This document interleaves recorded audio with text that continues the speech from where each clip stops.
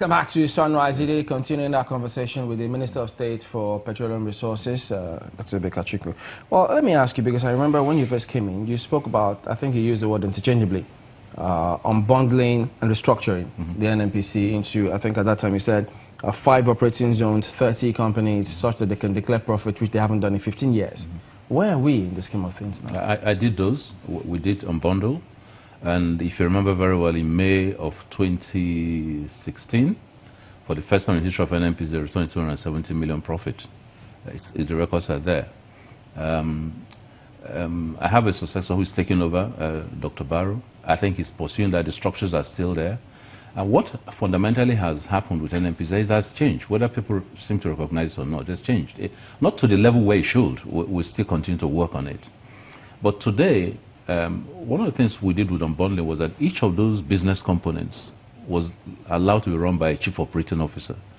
We discarded the names group executive directors, which were quite frankly too much up in the air, and put in chief operating officers. And the whole essence of chief operating officer was to run that business and make it work.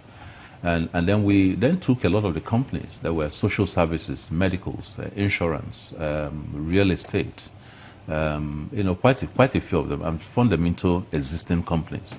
We took some of the companies and we split them, and PPMC of those was split into 2, for example. The actual marketing company and the infrastructure management company. The gas company was split into 2, the infrastructure development company and the gas commercial business entity. And so we did that. So I think we ended up, I can't remember if we were able to complete about 30 different companies, but certainly close to 30.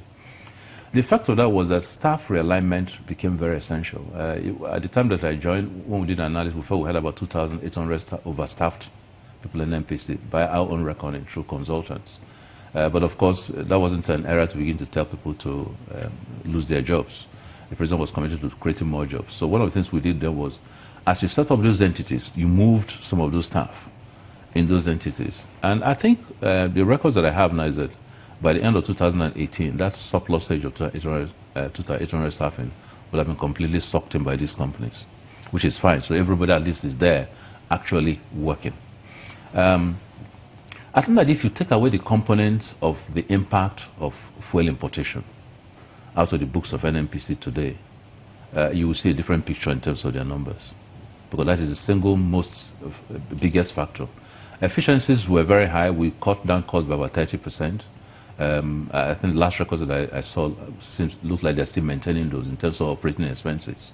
But the greatest single impact are the jobs that they do, not as NNPC, a commercial entity, but as NNPC, a government-end entity who has a responsibility to create stability in the supply dynamics of the country. That is the single biggest factor. I think that once the refineries work, and that issue can be taken care of, you see, I think the books of NNPC will show a substantial difference. Staffing in the NNPC, but let me take you out again to the IOCs and their level of staffing.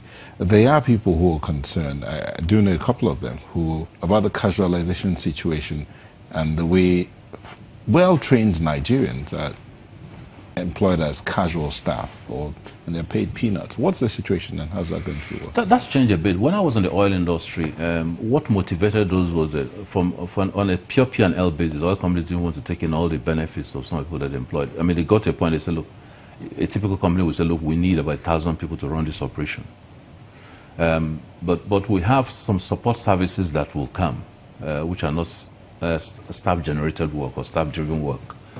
We could either contract it out to a third party who supplies those services and say he can hire his own people, or in yearnings for the push for oil companies to continue to employ, we can get people on the different terms of employment. At that time, it looked nice. Everybody wanted to work in the oil companies. Even if you didn't get the main job, you got the contract job. And sometimes the contract jobs were better paying than the main jobs. It's just that you do not have the impact of retirement benefits and that sort of stuff. Over a period of time, I think it got abused. Too many people got into that, and oil companies obviously got lazy about growing the real permanent employment base, and it was more profitable for them to grow the casual base. Before I left the oil industry for government, we had gotten to a point, certainly in the company that I worked, where we looked at this and said, look, you know what, split the jobs. What are the jobs that need to be provided by Nigerian commercial entities? Let them hire their staff. Let them provide the services. And most of the companies, at least certainly some of that I work for them, had migrated substantially to that. Now, what is happening, however, is that even when people are hired by a Nigerian company C who provides certain services, they continue to see themselves, as long as they're in that same building, coming in every day to do work, whether it's data interpretation, whether it is logistics, deliveries, as staff of the company. And so, and understandably, if you sit in a building and you watch your colleagues have different treatments, and you might sit in two different desks and largely do the same thing, you say, what makes me not a staff?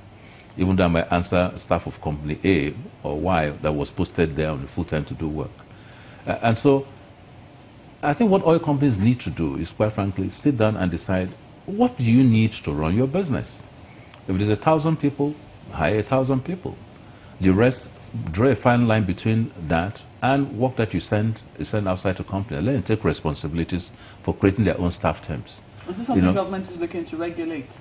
No, you can't regulate that. You can prevent oil companies where they actually use casualization as a motto, in the sense that there's a job opportunity, rather than hire, they throw in a casual staff. Yes, you can say, look, Nigerians are being but that is happening now. We are doing that. Where the Minister of Labour is doing, together with us, are working through all the oil companies to look at list of permanently employed staff, list of what you call contract staff, if there are contracts driving those, and list of casual workers, which is basically the midstream, where the individual is not really somebody employed by a contracting company, but is still tied as an appendage or based on different times to an oil company.